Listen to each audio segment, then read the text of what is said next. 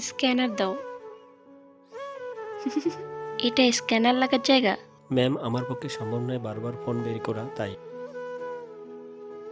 এই নে তোর পিৎজা। এ কি, আমি তো এত দামি পিৎজা অর্ডার করিনি।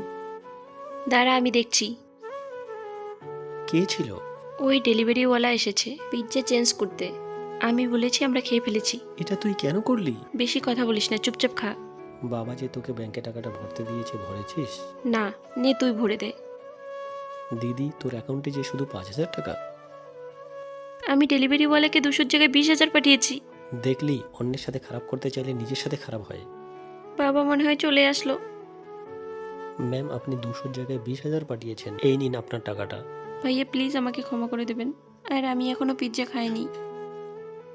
এই নিন ভাইয়া। ধন্যবাদ ম্যাডাম। এই নিন পিৎজার টাকা আর বাকিটা টিপস।